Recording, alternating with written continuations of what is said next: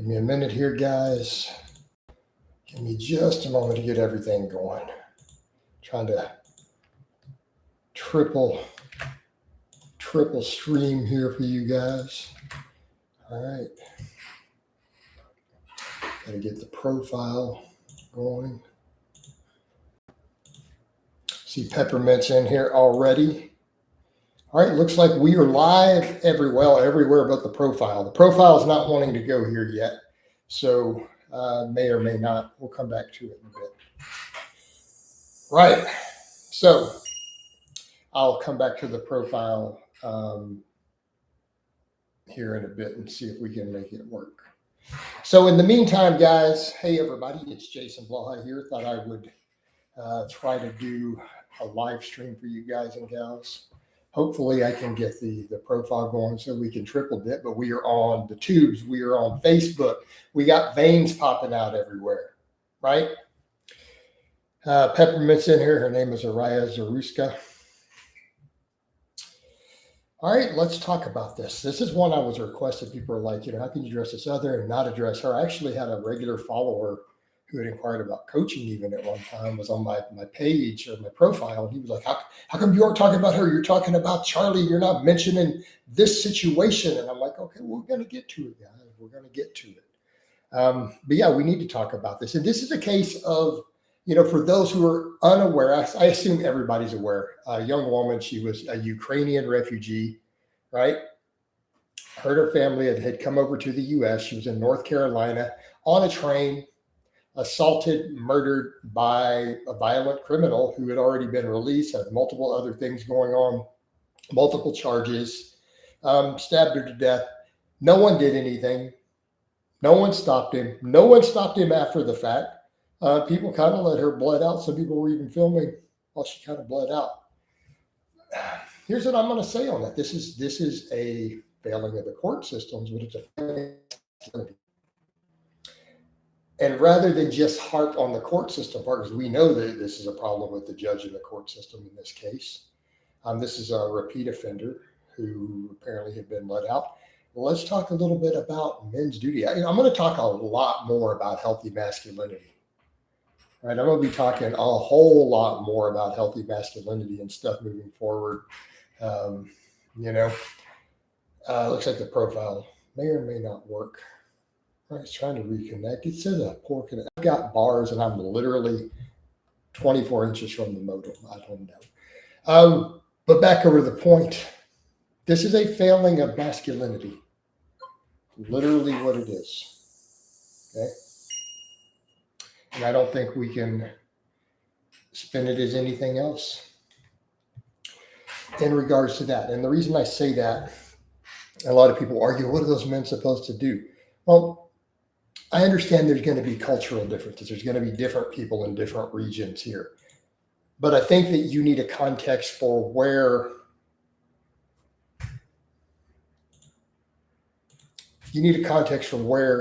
she lived. She was living. She was here in North Carolina. Okay. You can carry there. And the point I'm going to make here has to do with, I understand a lot of my followers in the UK and other places, different culture, but the concept is the same. As men, we have an obligation to protect our society around us, right? We are protectors, providers, mentors. Okay. These are men who live in a place where they can legally carry, they can use force. I'm going to make the argument, why was there 9 supposed men on this train? None of them were doing that. I'm not going to address the UK. I'm going to be honest with you, Tychus. I'm going to stick with American type stuff. I'm really not interested. If I'm going to be honest with you, Tychus, I really don't care. No offense intended. It's just not relevant to any of my interests or topics or worldviews. It just isn't. So, maybe you can find a British fitness person who will discuss it. It's not going to be me. You've asked several times. I'm just letting you know. Not going to happen. I'm just not interested. I just don't care. It's just not on my radar. It's not part of my world. I only spent 3 years over there and back in the U.S.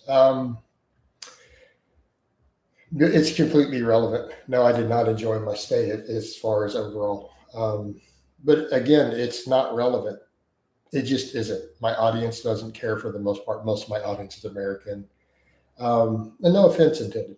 But let's come back over to that point. The situation happened here in the U.S. This is a case where, people say, but different cases, people have gotten in trouble for defending and being the good Samaritan. Well, no, they've often not been convicted. But keeping in mind where this occurred, it wasn't just anywhere. I mean, North Carolina still has enough freedoms that it was doable. Yes, you can ask fitness questions, future. I'm going to entertain all sorts of questions. Just don't ask me economic questions. I'm going to ask that. That's going to be one topic because I don't know. People like to do that to make me look dumb, I feel like. I don't know anything about stocks or trading. I have zero knowledge, less than nothing. Right? So, that being said, why did none of these men intervene? And people are like, well, it happened so fast. Doesn't matter. Situational awareness. Okay?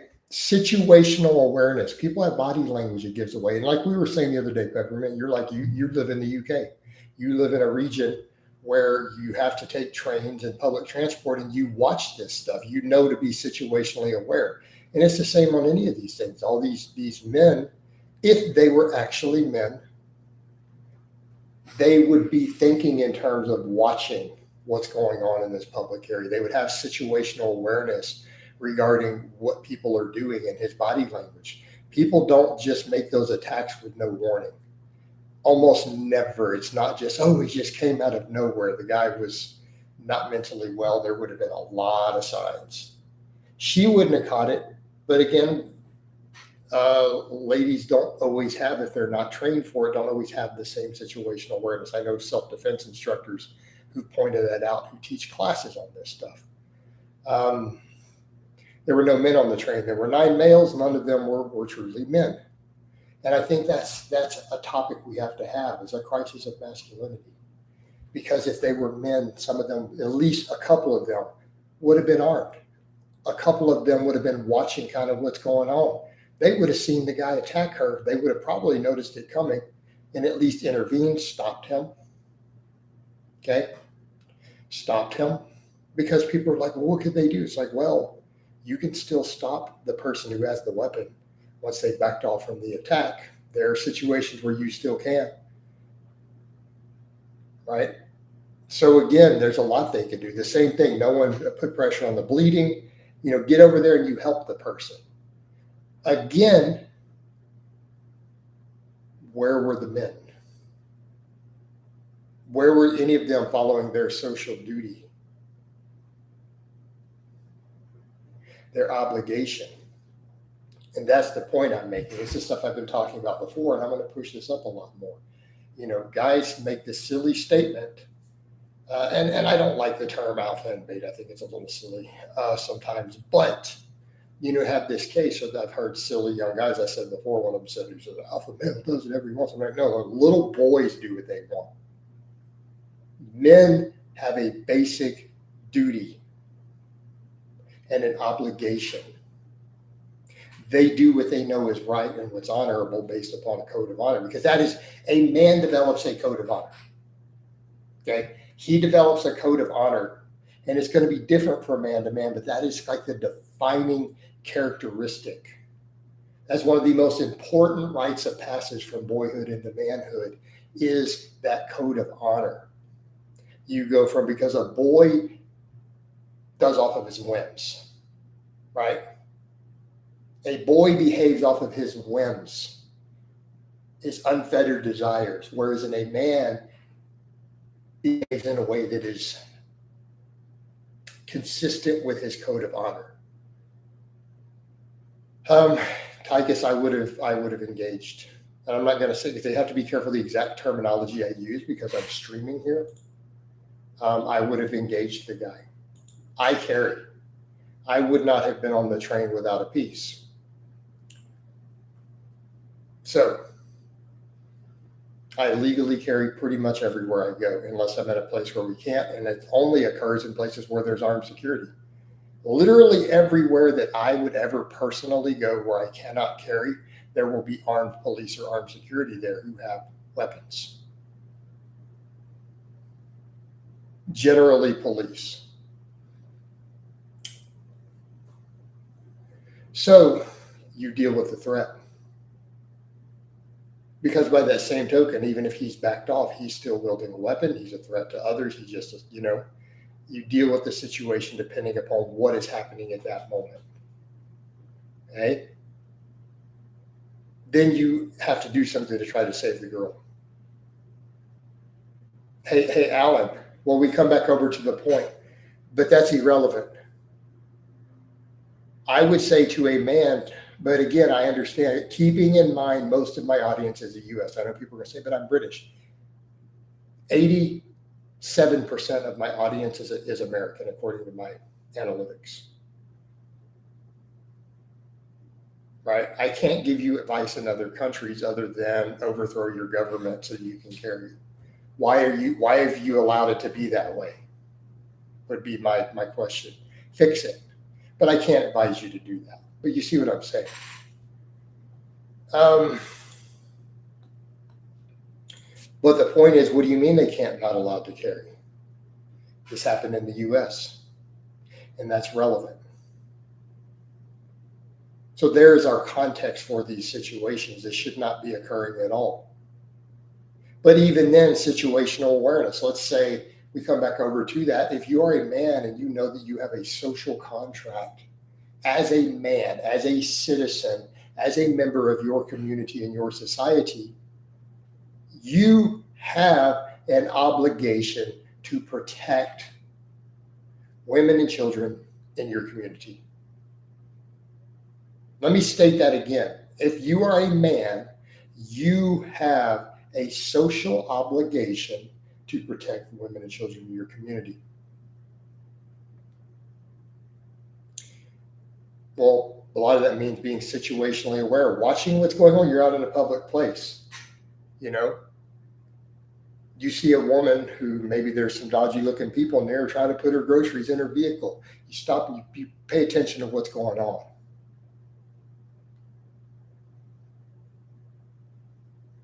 Right? You pay attention to your surroundings. That is part of being a protector.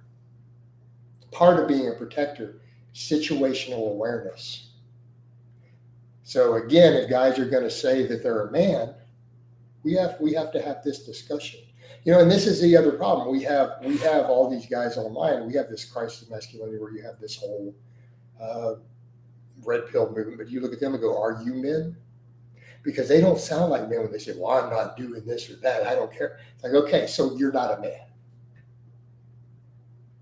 So just stop pretending that you are.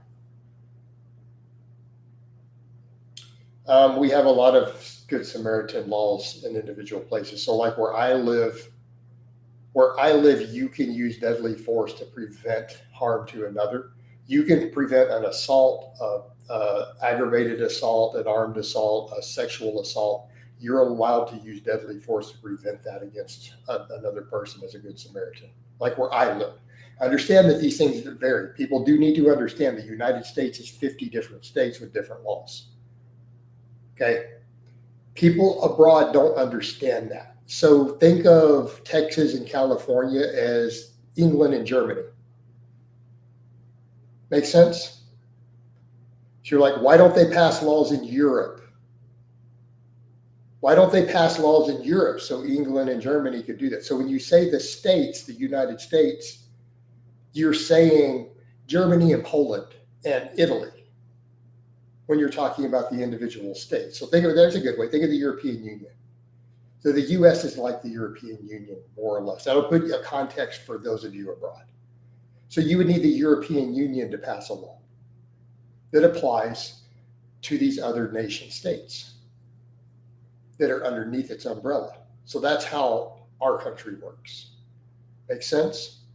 There are no national laws on this. But let's come over to future. I run a 4-week mini cut. I plan to lean bulk right after. Should I jump into maintenance calorie first, see how my body? Why? I mean, you could, because you can recomp anyways. But what do you mean how your body responds? Either you're trying to gain muscle or you aren't. Most good coaches I know for natural people don't even bother with transitions. You just, are you ready to gain or not? You mean see how your body responds. How do you think your body's going to respond to increasing calories? If you never increased calories before? I mean, is this your first time ending a cut? Well, you already know then what happens when you end a cut. You already know how your body responds. Now, if you've never cut before in your life, I get it. You don't know how your body's going to respond. Well, I can tell you how it responds. You gain weight.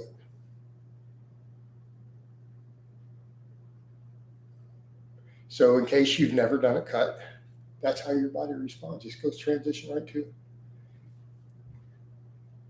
Figure out what you're doing, jump to it. Or you could just recomp. You could go to maintenance and just recomp. No one I know recommends reverse. Reverse dieting is a scam. Okay. I think every man should still have some level of ability in martial arts, at least the basics. Martial arts is not that useful in the real world, honestly.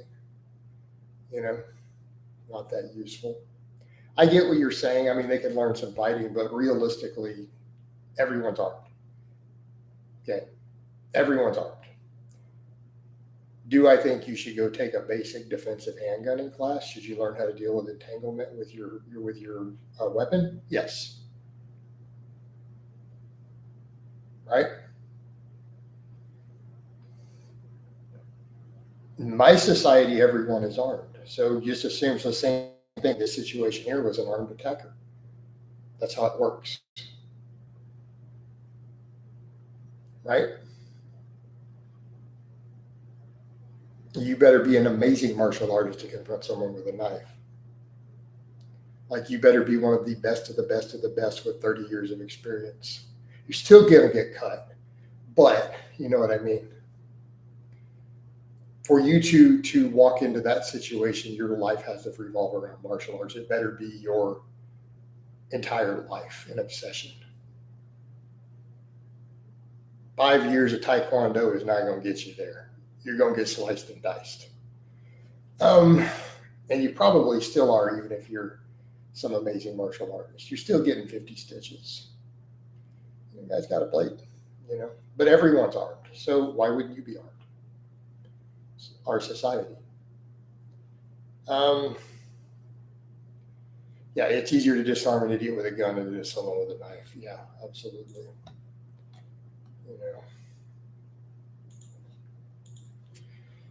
Yeah, a knife is no joke. It really isn't.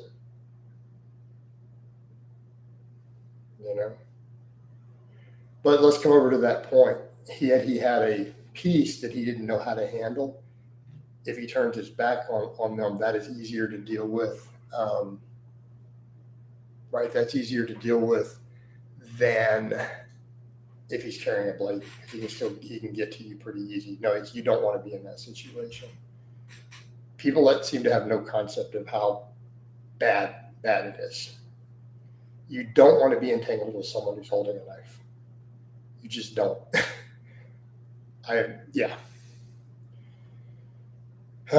But yeah, people could have done something to stop him, knock him down, hit him with something. So then how then do we deal with those mental disorders? How about we deal with those mental disorders better? Right? I think there's your solution too. People want to talk about mental health and bring it into these conversations. Okay. So what are you planning on doing for the mental health?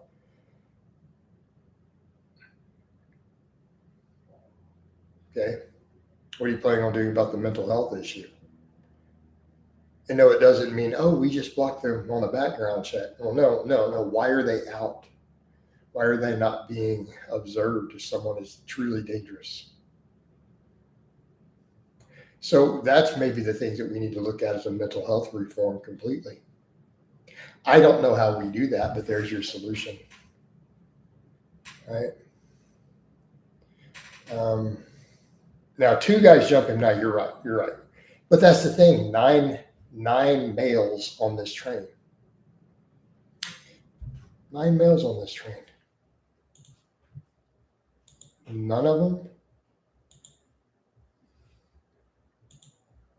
Nobody. They don't stop him. And again, we come over to the same thing of, let's talk about basic duty and obligation to protect.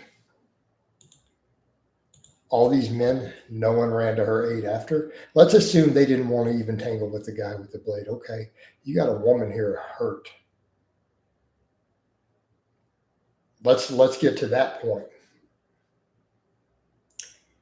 Let's get to that point. Are you a man?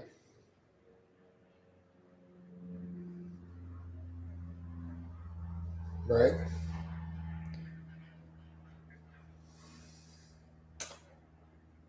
As a man, if you know that you have a basic obligation to protect the weak, protect the elderly, the sick, the women, the children. This woman's hurt on the ground. If you're a man, you need to go make sure she's okay. You need to do something. Try to stop the bleeding, assess her injuries, do something. You don't stand around and film.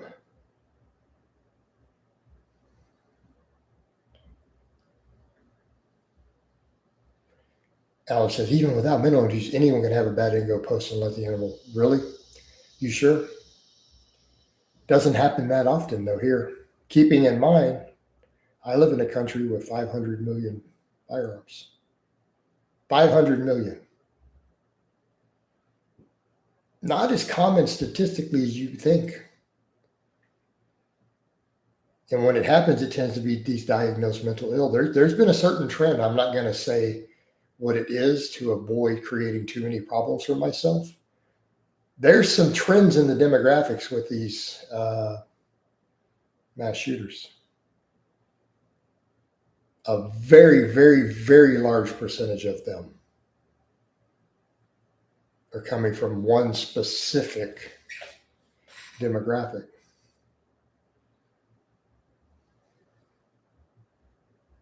That we have decided is not a mental disorder.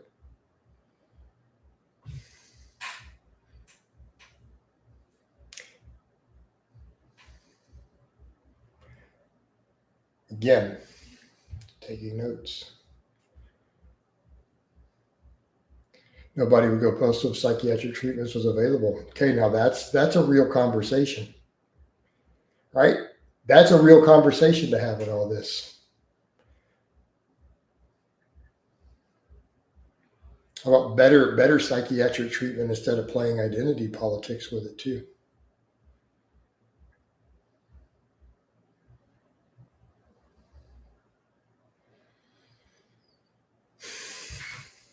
But we got them veins on point. Do you think incel behavior should be classified? I don't know about that. But man, that's its own interesting thing. Of course, we deal with all of it online. Incel behavior. Oh, again, but we're dealing again with the crisis of masculinity, aren't we? Are we not dealing with a crisis of masculinity there? Men who don't know how to be men. Men who don't know how to even approach women correctly.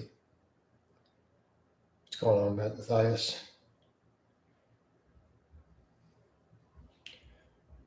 I'm not going to go into this whole thing with psychedelics. Yeah, I'm going to skip all that. So again, crisis of masculinity is what's creating the incel thing. Men who do not know how to be men.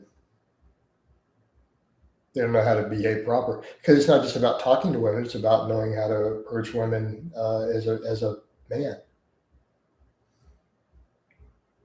right? Not creepy. Being polite, being a gentleman. It's something I talk with a lot of women I know about. The way a lot of dudes even try to approach them is a turnoff. They don't know how to behave as a gentleman. And it's all these incels say silly stuff like, women don't like nice guys. You're not a nice guy.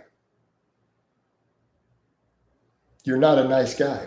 You think you're a nice guy, but you're a nice guy to him. You're a guy who thinks that he's a nice guy because he doesn't run up and say really horrifically rude things to them. That doesn't make you a nice guy.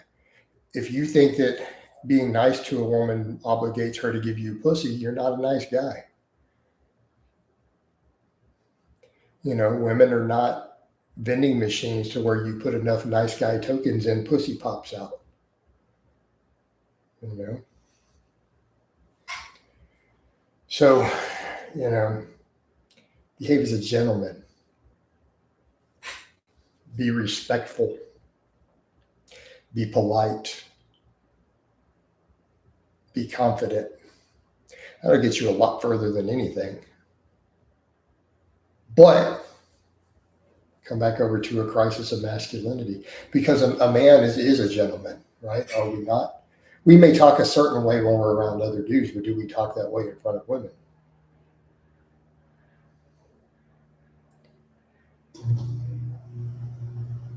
Vendus, yeah, that's insane. Yeah. And so play with the victim card and feel entitled that the world owes them something, right? It's not a victim card. They've chosen to be that way. They have chosen hobbies that make them unattractive to women. They've chosen to not go out and do things and be around women and have social skills. They have made this choice.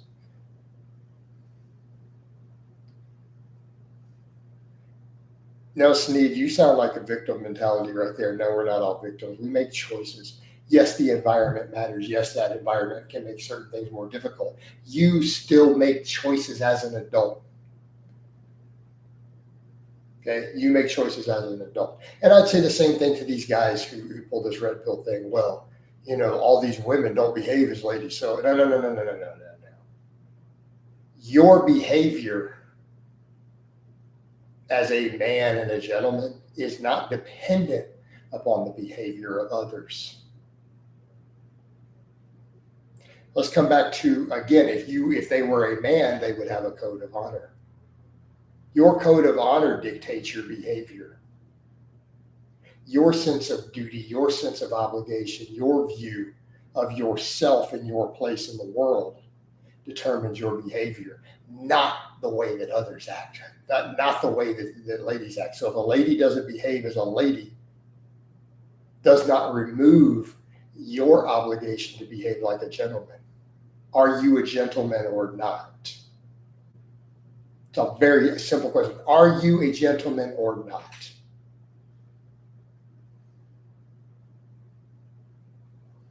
If you are truly a gentleman and you bump into a prostitute, you will still treat her like a lady. Why? Because you're a gentleman.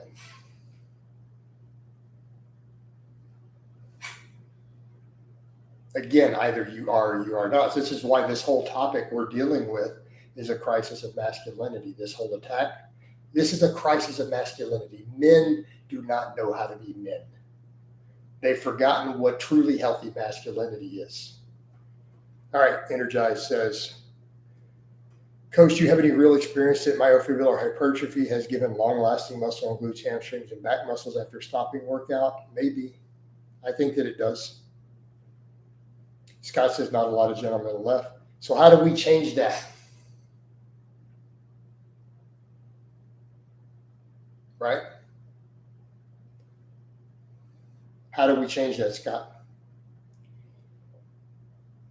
We change that by setting an example. We change that by us behaving as gentlemen and setting an example.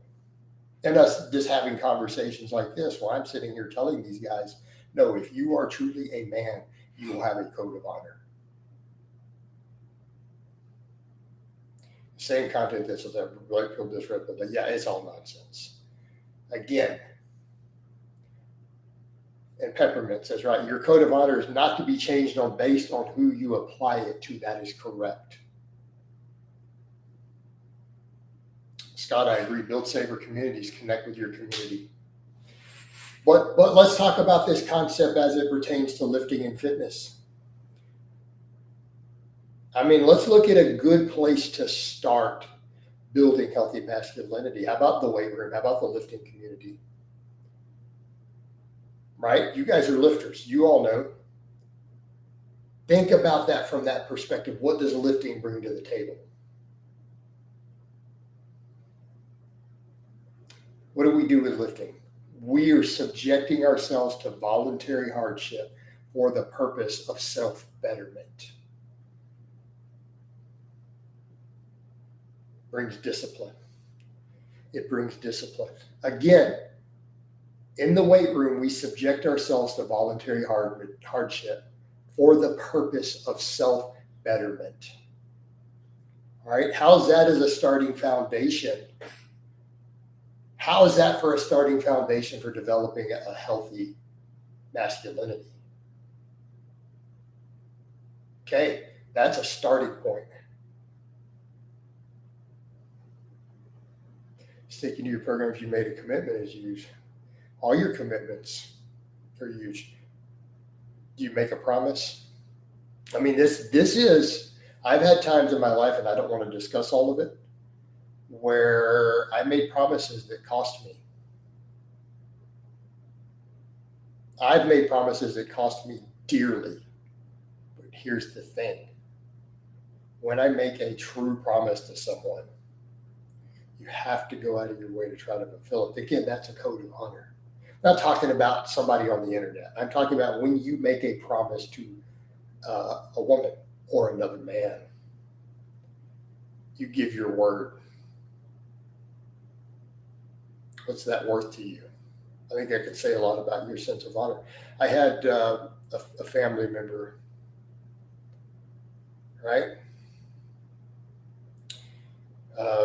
He died a couple of years back, very close to. So you guys know a little bit about that.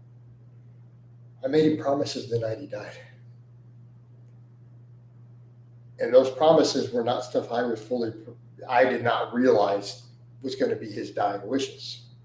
And I don't want to go into what all of them were, but one of them was literally going with him to a family member who had some of our grandfather's weapons that he wanted in the hands of his son.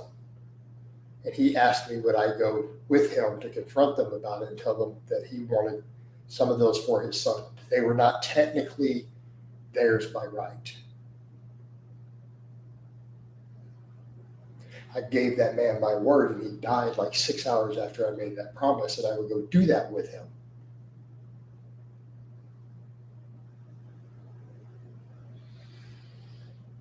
He died. No longer than a case of I'm going to go do this with you. He asked me, will you do this? And I said that I will. And he died on me the next morning. If you're a man of honor, your word means anything. What do you have to do? Anybody care to guess? I had to go do it. And it was going to be a very uncomfortable conversation with someone who is very ornery and I didn't think was going to willingly relinquish this.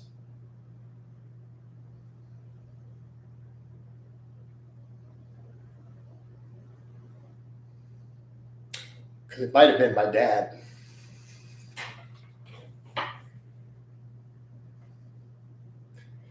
Who believed that this is his rightful property.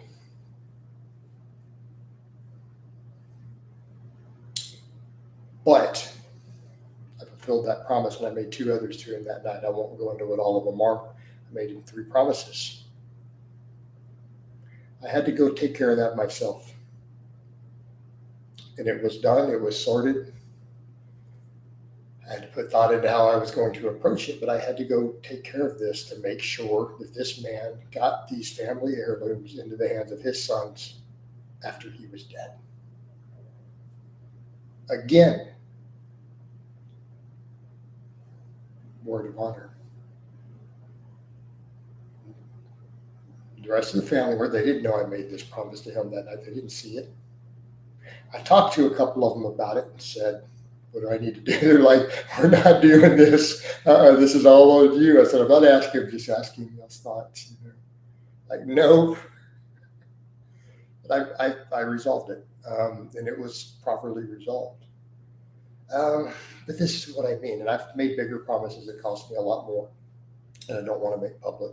But that's the point, guys. Let's talk about that. That is what we mean by a sense of honor.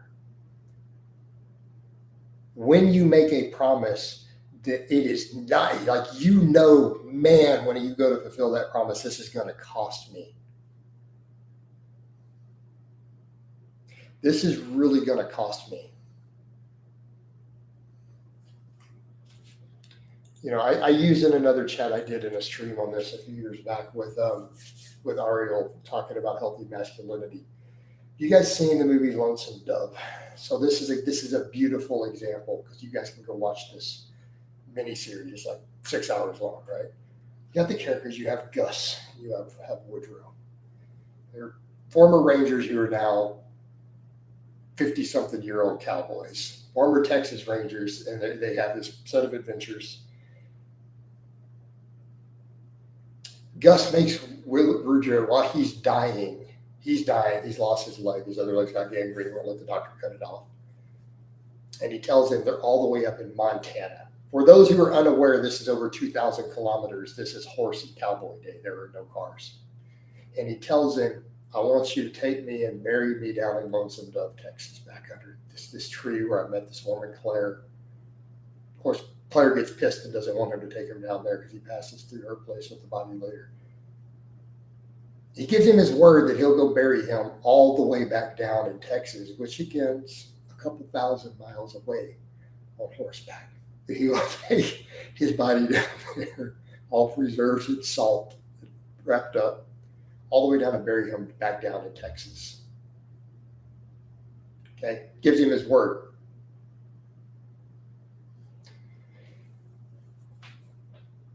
Going back through, he has troubles, adventures, it gets ugly. He even stops through with the woman, Claire, who has been remarried. Her husband died, has children. He begs her. She begs him and tells him, don't take the body down there, just bury it here. In fact, for this other girl, Lori, she was like, you stupid man. And she tells him how much she resents him for other stuff and resents him for doing that. That why are you doing this? Why can't you just bury him here? There's people who love him here. Why are you taking him all? In fact, that was a silly promise of where he took me on a date and he couldn't keep me, and I'm married and had kids and others. It's like, he loved this woman. She was the first love of his life. He wanted to be buried back under that tree where they had their first date. Made the man promise. She chews him out and basically tells him she despises him for it and he needs to bury him there. What does he do? He says, no, I gave my word. Not only further pisses her off, that would have been the easy way out. Everyone would have been happy too. They would have been like, hey, great, just bury him here. He wouldn't have had to go all the way down here to Texas. But he gave a promise to a dying man.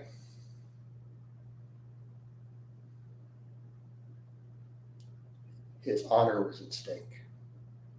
This was his dying request, my friend's dying request, that I do this. And my friend probably did it just to mess with me because he knew I would do it. It was his final joke on me. But he went down there and he did it. Took him weeks, but he went and did it. Okay, you guys understand?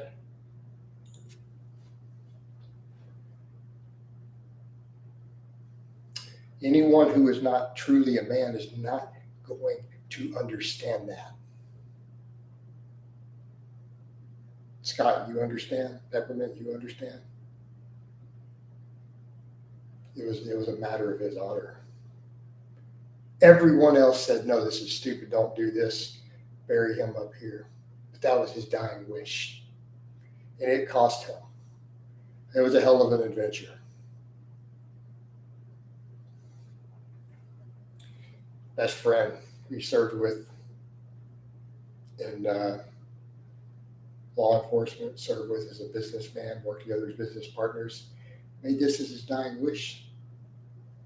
Made him promise it on his deathbed. While he's dying, made him promise it to him that he'd do it.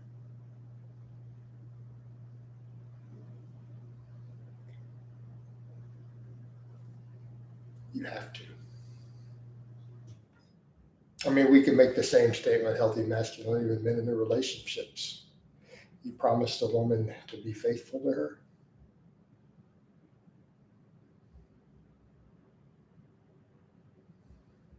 Is that always easy to do?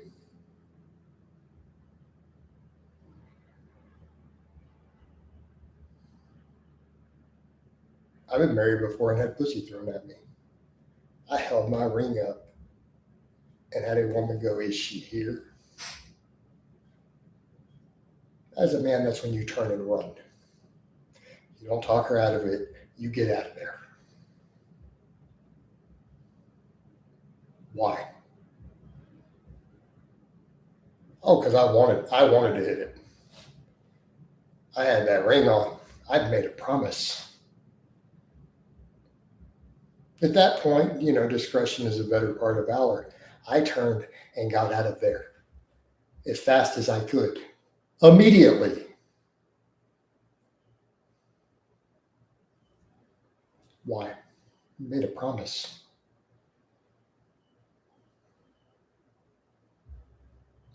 Could I have gotten away with it? 100%.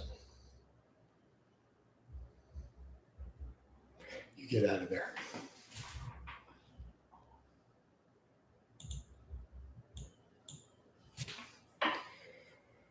Right? You get out of there. But North America says a man of honor, what a blessing is you connected with other men who do the right thing even after we are gone, right? Do you think marriage is a promise men or women should keep for life? Now that's an interesting. I think we should try. There are going to be points of irreconcilable differences. Okay. The other person cheat. I've been in that situation. I'm going to say there are certain things where if the other person has broken their end of it, you're free from that promise. For example, your partner has an affair. They sleep with someone else. You know what? I personally think that falls under you were released from your promise at that point.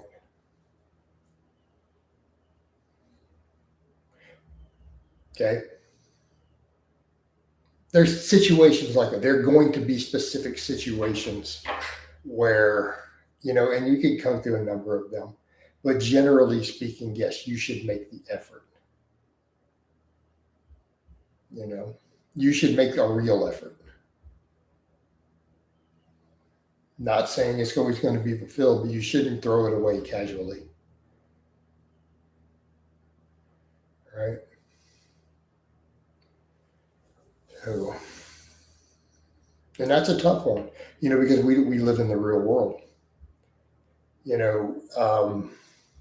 I've definitely had a situation where I tried really hard to work out a failed marriage. Really, really hard. I gave it a ridiculous amount of effort, but it wasn't workable.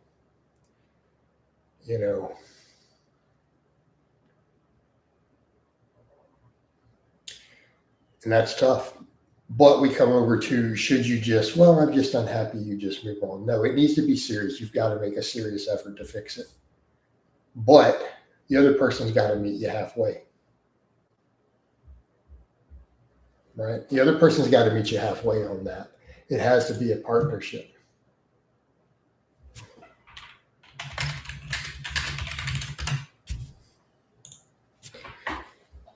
So that's the other thing, it's got to work both ways. A marriage is always going to be a partnership. And if the other person is checked out, your efforts aren't going to matter.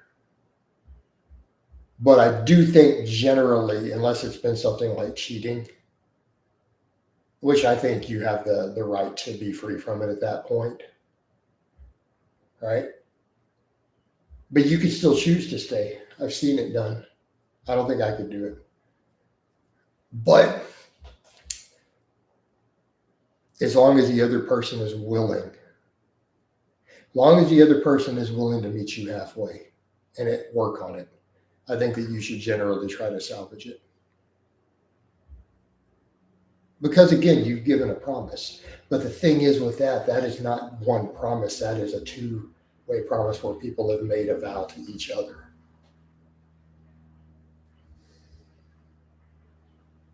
All right. So I think that can be a little different. Everyone can make one mistake. I think you make a mistake. But I'm going to go on a limb and say, Scott, if that mistake involves, her having a dude bust a nut at her, some other dude, maybe that mistake is not gonna gonna fly. What if she did it more than once? What if it was an ongoing thing? So,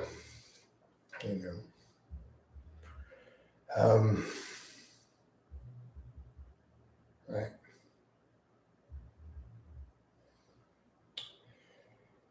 So again, what we're dealing with is a crisis of masculinity. But you're right, every man an oath breaker chips away at their soul with every oath they break. And I agree, it depends on the mistake. There are mistakes that are going to cross a certain line. And I do think cheating in a marriage just falls into that. Right? But men should never act victim if they take accountability for their own mistakes and move on, right? And I agree with that. Take accountability.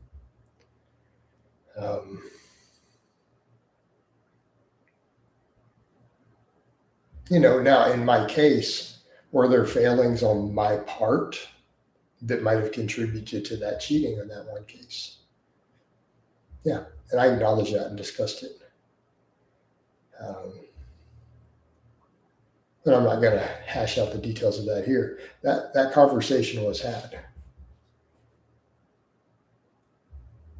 Those things were talked through. It wasn't just a sheer anger. I'm leaving, we throw a fight. No, it was discussed. It was discussed calmly and in detail.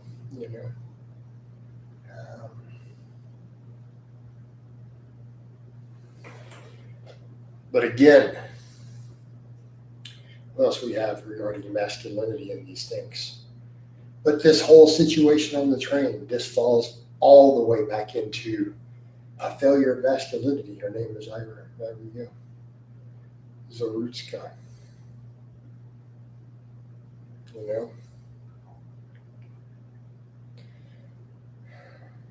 Yeah, absolutely. And that's another thing, and I thought that was something other people have pointed out. You have so many people who gave all of this lip service to Ukraine. You have a Ukrainian immigrant living in the U.S., and how many of them are silent? You have a Ukrainian immigrant was murdered in cold blood. Same people who threw temper tantrums about the conflict in Ukraine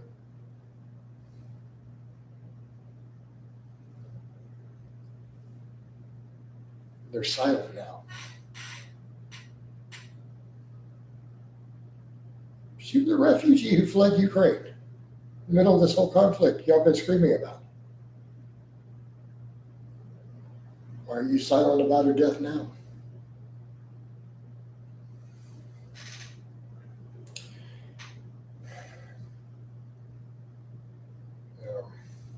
I don't know on that one. On the Eva one, I haven't heard this one yet. Was it race? I don't know if it was. Hey Scott, I have no idea if race was a factor at all. I really and truly don't know on this one. Maybe. Do we have evidence of that? I don't know why he targeted her. Could have been. It might have been. We don't know.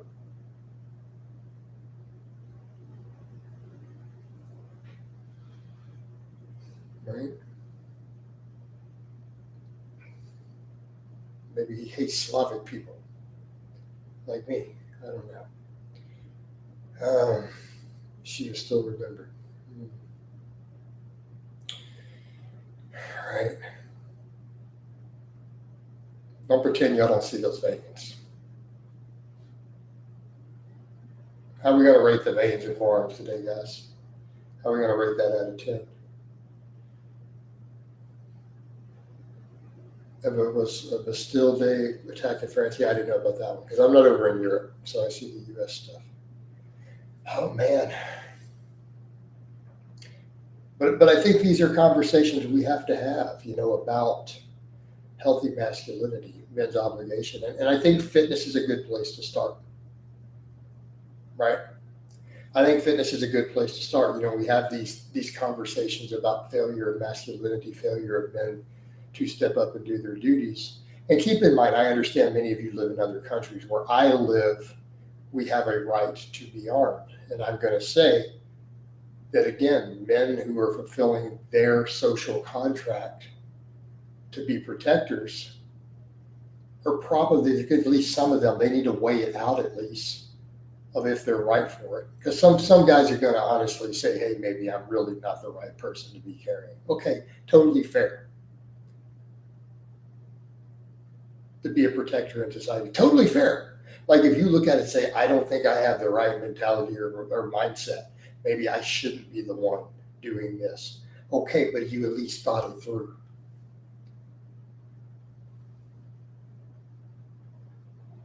Critically and assessed it maturely. But for others, I live in a society where you can't. Therefore, you have somebody, you need to at least have considered it, because that prevents things like this.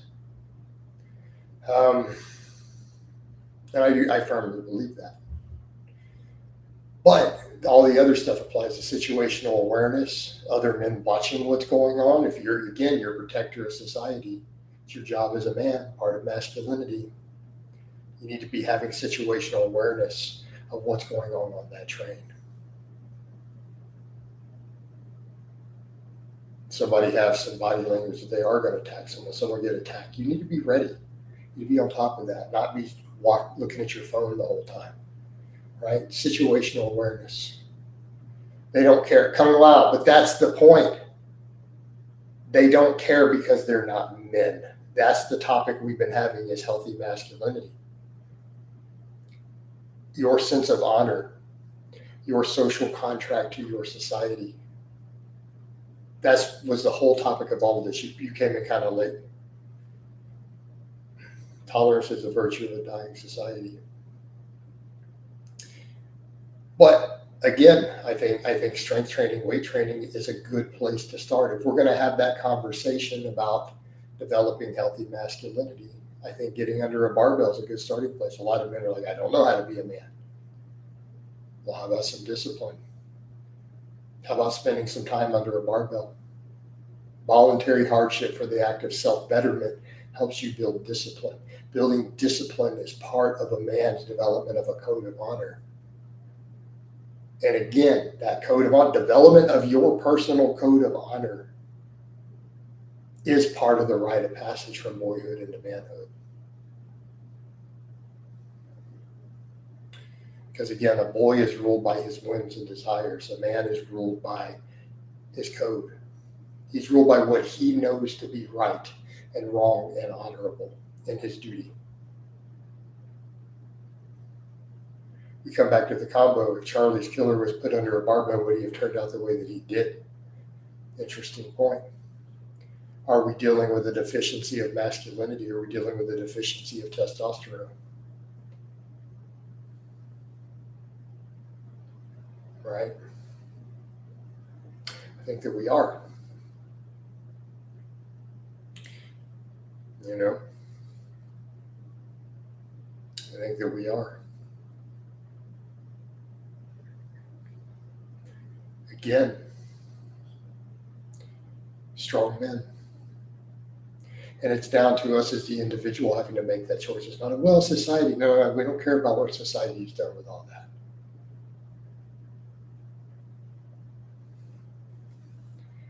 They need more armed security around, spend more taxes, or we could all be armed. We need armed security, or the men of society, the armed security. Stuff's happening in the U.S., guys. This is not abroad.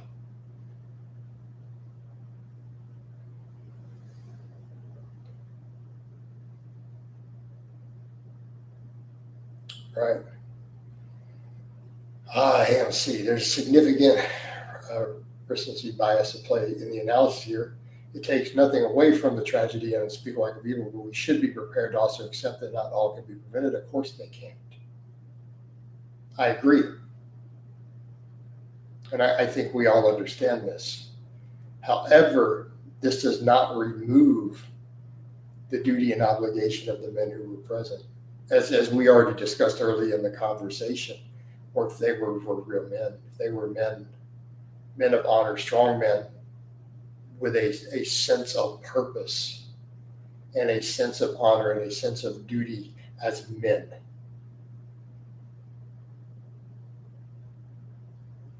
Would some of them try to have stopped him after the fact? Would some of them have rushed over to her aid to see if she was okay?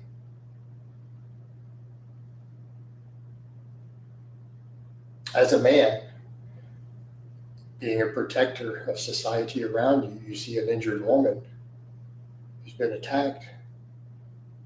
Okay, let's assume you're not going to stop her attacker. What's the next thing that you need to do? Go help her immediately. Make sure she's okay. Definitely not stand by and watch gawking. Not stand there and film with your phone. Basic decency.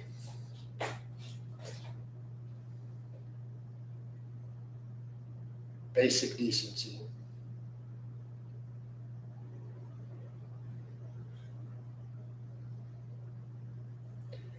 You know, see an old person fall down in the street, what do? Every one of us, I've seen it. You see an older person walking along, an elderly person, they fall down. What do? If you are a man, what is your knee-jerk reaction?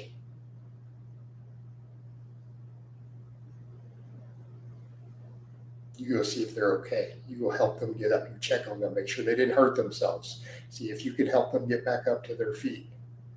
See if they broke a hip.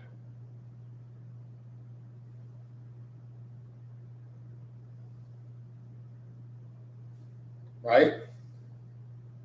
Is this not what you do? Everybody understand this?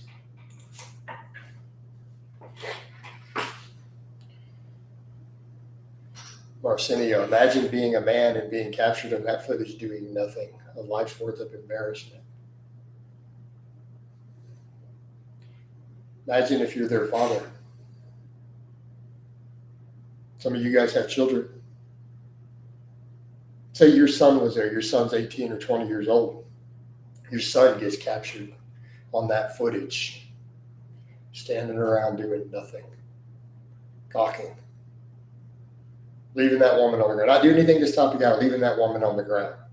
Your son gets caught on camera, you see the footage. Well, he might be a grown by then. Are you going to be proud of your son at that moment? Is the thought that goes through your head at that moment going to be, I raised my son correctly? I know a couple of you in here are fathers. I know for a fact you are from conversations. Right? Is that going to be your thought that, man, I really raised my son correctly? Are you going to go have a hell of a talk with him?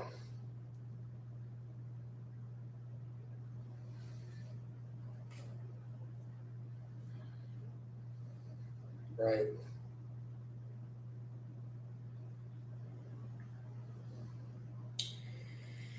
Michael says, I'm hearing incline speed walking on the treadmill is warp drive to fat loss. What do you think, Coach? People are saying it preserves muscle. It's just cardio. It's no different than any other cardio at that intensity level. There's nothing magical about an incline walk on the treadmill that has magical anabolic muscle preserving properties. It's just cardio. It burns whatever calories it burns. How's that? Could it be a useful tool? Sure, absolutely. It's cardio. Cardio can burn calories.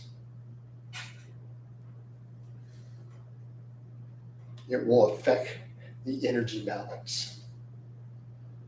Figured as much, Coach. Thank you.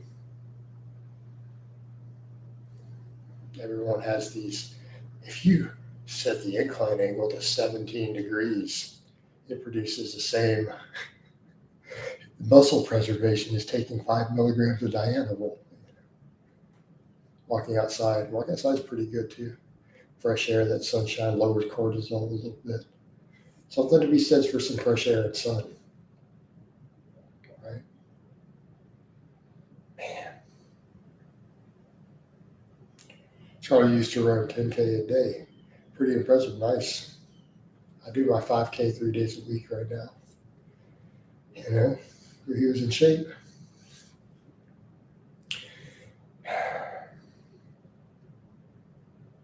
Yeah. Where else do we want to go with this, guys? I don't know where else I want to go. I'm going to sit in here a little longer with you, though. We're going to stay in the hair longer. Something about incline walking is no joke, though. Literally, well, it's just, from all accounts, I'm hearing Charlie was, there's a lot of negative stuff out there. A lot of it's out of context and other things too. I'm saying, by and large, I hold, looking at everything, I see a fairly favorable view of the guy. I don't agree with him on everything. There are things I disagree with him on from what I can see. But by and large, I find him mostly favorable. Again, not all of it, but I'm also not going to hash those things out because this is a man who was just murdered. You know, it's a man who's just murdered.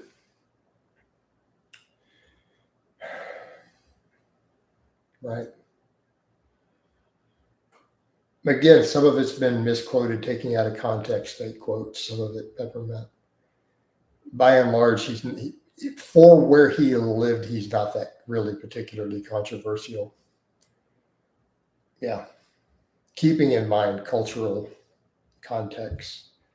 And like I said, I had a former client who chimed in, and she is a woman of color from Canada. She even said, honestly, he didn't seem that extreme. That was her opinion. She's like, she goes, he didn't strike me as that much of an extremist, and I did follow his stuff a bit. She's like, he held fairly normal, what I would consider to be fairly normal views. Thought that was interesting on her part, you know. And I'm inclined to agree. But at the end of the day, this was not a person making policy. We need to be clear on that. Is the crisis of masculinity mental attitude a result of food and water? No, I don't think it's the addictives. I think body fat and eating junk food is a factor. I think that's a factor because that affects all of our mental health, right? It's not the water additives, it's the junk food, right? And I say that a lot when it comes to fitness. People get too tied up in, oh, there's this red dye. Like, do you need to be worried about the table sugar? You need to be worried about the butter. You'd be worried about all the empty junk food, inflammatory calories. That's way further. Let's be worried about alcohol. I mean, we talk about mental health and crisis of masculinity and testosterone. How about the fact that we drink alcohol as a society?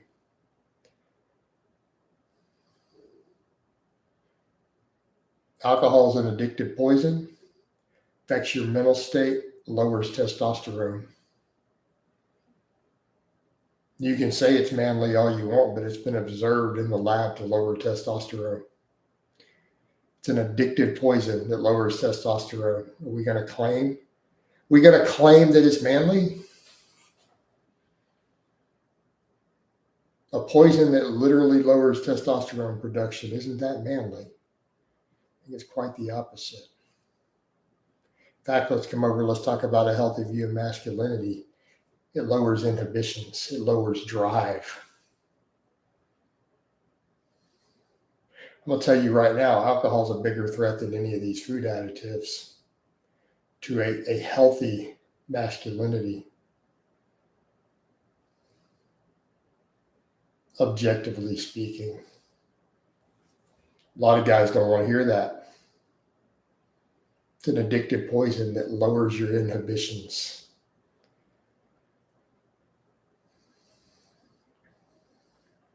And it lowers your drive in general. It's a depressant. We should have classes on firearms and self-defense. I agree. But not getting the right nutrition will affect mental health. I agree. These are factors. So let's talk then about fitness. How about we come over to, again, how about a good foundation for young guys who are trying to figure out how to be a man? How about you get under a barbell and lift some weights and eat healthy?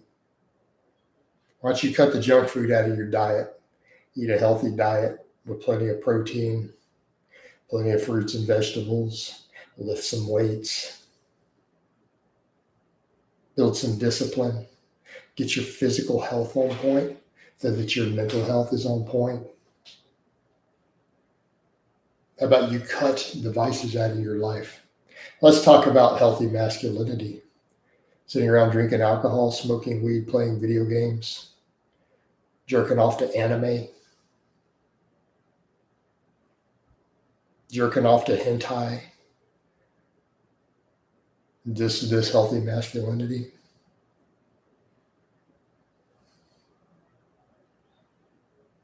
Is this the behavior of a man who wants to be a productive, valuable man? And I'm not saying that a little relaxation every now and then is a bad thing. What about when you're doing it all the time?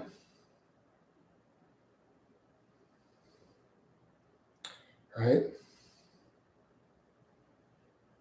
Is this a crisis of masculinity? This is how, let's talk about that social environment where young men are so distracted by video games and porn.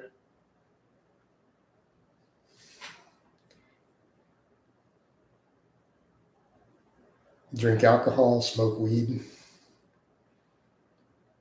You know, if this is your day-to-day behavior, if that's a normal day for you, is this producing healthy masculinity? Is this producing the sort of men who would have done something on that train?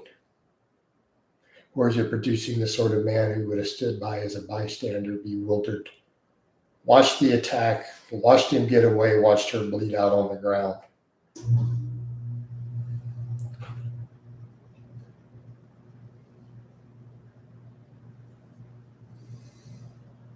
Hey, Strath, so are you okay with it? You comfortable with that?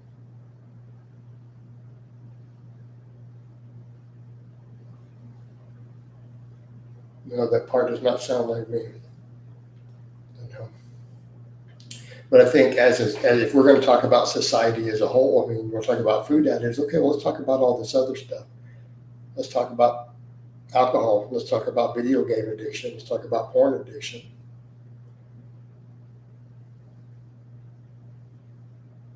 Let's talk about these other vices. Right? Saying the smoking weed part, gambling, right? Right. So imagine walking over someone that's bleeding out on the ground, third world behavior, right? First world civilized country, watching it bleed out. Having your own crisis instead of stepping up.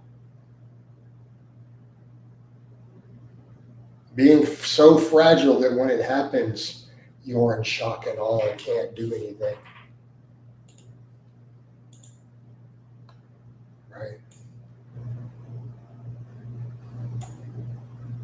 That's the question I would ask. Do the people in that situation see themselves as useful, valuable members of their community?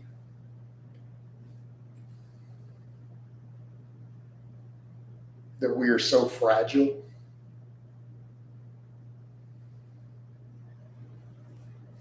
You know? Well, it might happen.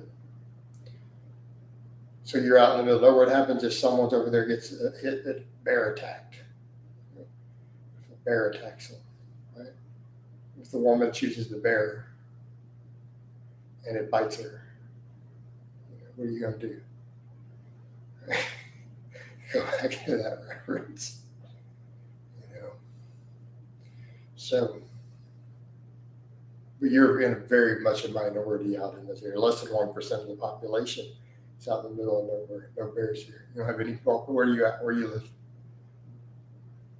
Where you live, Stroud?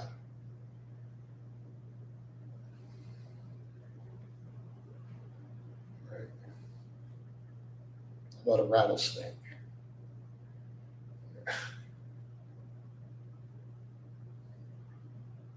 So, yeah, these are things that affect, our crisis here, crisis of masculinity. Canada near Detroit. Okay, I actually know the area slightly. You're near Detroit, though. Yeah, sure, you're in Canada though, not here in Detroit. Man,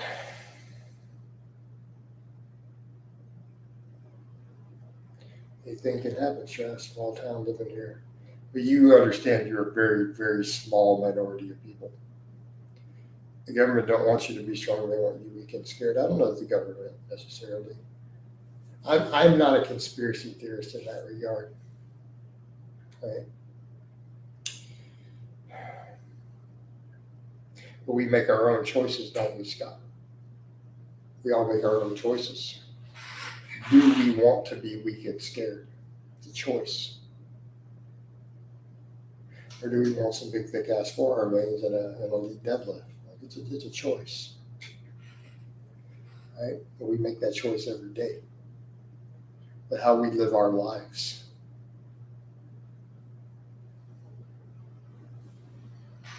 Right?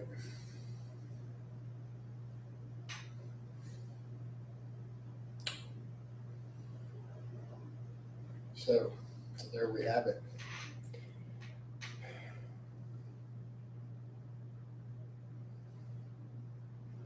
Man, we've run this one a pretty long time. How many hours have we been on live stream today? Well, over 3.5, I think. And a lot. I could run it longer though, couldn't I? You guys got topics. We got more topics we can hit in here. I might run it a little longer. But yeah, we need to hit these topics because that's a lot of what I want to discuss this healthy masculinity stuff a lot more. This is something I have the potential to actually help people with. Is remigrate. I don't understand what all that means. What do you mean, Destin?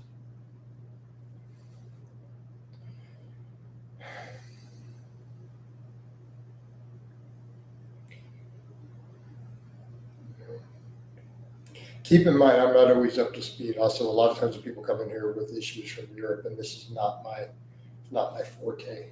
I don't live there. I'm not moving back there. I'm probably not going back. The whole topic, could deportations of illegal people happen? Sure, people in certain countries, I think governments can decide to do that if they don't want certain people there. But I think that's an individual choice societies have to make, right?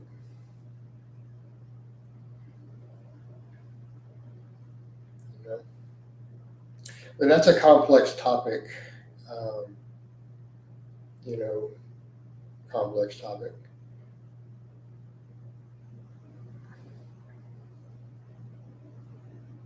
Do you think having a partner in life? I think it can be, yeah. I keep my personal life off the internet, though. But yeah, I think it can be. I think it's part of having a fulfilling life. You know, it comes down to choices. Some people choose not to have children. You know, and I've said before, I've made the personal choice not to have children. It's a personal choice on my part due to my own childhood. It's a choice I made. Um, you know, again, I had an ex who wanted kids with me. I didn't want kids. Got nothing wrong with it. But again, it's a choice. Do I think most people would probably be happier and fulfilled with children? Yes, absolutely. For some people, it's a choice they choose to make. You know, due to certain things that have happened in their life, right? But I guess I had my children. I got my clients. I call a lot of my lifters my kids. You know, right? My 20 somethings are my kids. I always had that, and people misunderstood that. I talk about my kids I coach, and then a bunch of weirdos online took it to mean minors, and I meant 25-year-olds. To me, a 25-year-old is a child, right? They're a child to me. 48 years old, guys. Coach that 315 for 5 around the corner. Probably. Let me get my triceps a little stronger. Let me bring these tris up a little bit more, right? And I think we got it. You think less couples stay together? Well, we know less couples stay together in today's society. What do you mean think? We have statistics on that. We know that they do. We know that they do. Right? I think we all understand that that is the case. I figure out what I'm going to do for tomorrow's topic to get a headline. Why do I think that is? I think there's a whole lot of reasons. Strat. I mean, that's a 3-hour conversation in and of itself. There are experts who discuss this ad nauseum in different factors, right? Maybe just because it's easier. Looks like Ireland will lead the fight versus the global. Yeah, I'm not a conspiracy theorist, by the way, personally. Personally, not a conspiracy theorist, but I'm willing to talk about these other social topics, and I'm willing to push mindset and attitude. You know, I don't have to be involved in any of that or believe in conspiracies to still say that young men need a different message, and to put that message out and to push it and promote strength and training and health and a better mindset. You know, because if it turns out I'm wrong and all this conspiracy stuff is true, then at least I've actually done something that might help versus standing around talking about conspiracies. You know what I mean? Talking about conspiracy theories doesn't solve anything. 295 for 5 deadlift at 220 equals a big back. It can contribute. You probably need something else for maximum lat growth that actually uses the lats more dynamically to help. Unless you're at risk of getting duped by YouTube, right? Yeah, there is that. But I'm legitimately not a conspiracy theorist. I don't believe that things like the Illuminati are real. I don't believe in any of it. I just don't. And it's not because I'm not familiar with it. People are going to be like, oh, well, you need to know. Like, I probably know way more than most of you. Keep in mind, guys, I spent years and years down the conspiracy rabbit holes back in the day. And that's when I realized it was all ridiculous and stepped away from it. How strong do I need to be to get big walking down the street and goes beyond body weight? I've made whole videos on that. How about my dad bod strength standard? Right? I mean, body weight will play a role. If you're at a light body weight, you can't look big. If you aren't big, you can't look big walking down the street. Is that fair? Nobody looks big at $150 walking down the street.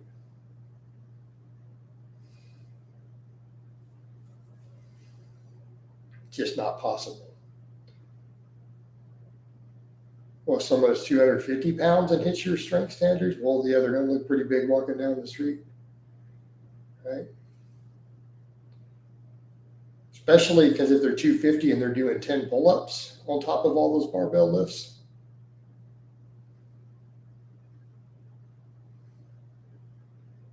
Right? They can't. So 175 lean can look decently big walking down the street.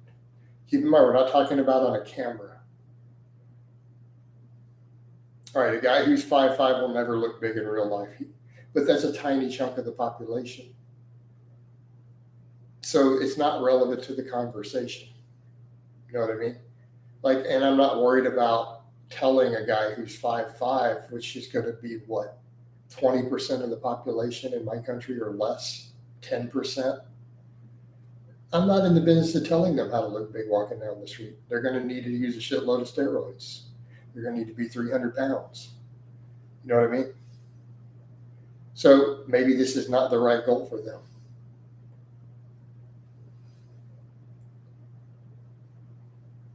I don't see you doing, I do forearm work. I don't use straps. I do all my pulling without straps. That is specific forearm work. Because I don't buy into the nonsense that you need straps or your back gets shortchanged. No, that's not true. You can have an enormous, massive back and never use straps. Just get strong. But what you did do was shortchange your forearms. By pulling with straps instead of years and years doing all your heavy pulling raw with just chalk, you prevented this. That's what it cost you. No, I don't have good forearm genetics. I had tiny forearms when I started. I had small forearms when I started. So it's just straight meat at this point that I put on. Yeah. So, well, big is relative. You know, do you want to look fairly big? Do you want to have the average person go, man, they're in shape, they lift? That's what we mean by big. If you're walking down the street in shorts and a t-shirt, people are going to know that you lift. That's what we mean by big. They're going to know that you lift. They're going to think, well, pretty good sized dude, probably pretty strong. Well, yes, I deal with that. No women will double take you. So 75 leaner out 5 now will absolutely be fit and strong. Yeah, I agree. The average person, if you're talking like 10% body fat, yeah. 225 would make you like 315 Dingleberry. I've given you guys a whole chart on that. 315, 405, 500 on the big three, be able to do at least 10 pull-ups is the dad bod strength standard. And it's not 4 different standards, it's a pass-fail. Make sense? You understand the concept of a pass-fail? It's like me telling you, in order to start your car, you have to depress the pedal, you have to turn the key, you have several steps. You can't go, why press the pedal? No, you have to do the whole thing. Right. Yeah, I mean, odds are you're gonna look pretty big, irrespective to the average person walking down the street. Probably pretty fit. Do you think genetics can limit some folk from reaching the squat numbers, long femurs? Maybe. No, if a 405 could always be reached. We're not talking elite numbers, guys. Your genetics don't matter with non-elite numbers. Unless you mean genetics, were you born a woman? Like, do you mean that type of genetics, or are you talking about a man? Like, if you were born a woman, then yes, your genetics will probably limit you from a 405 squat. Pretty good chance, right? So yes, genetics will matter.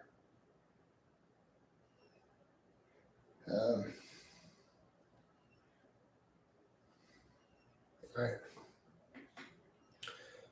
I said for one, you guys already know, I've made whole videos on this standard, guys. But I mean, I definitely get comments every day when I'm out and about. People notice I get comments, questions, but I'm also I am considerably stronger than that standard. And I'm walking around at 209. I'm 209 pounds right now. So a little different. All right, though, guys. I think I'm gonna wind this down. I got to get a couple client sheets and stuff done today. Been a good chat. So let me shut down the Facebook first.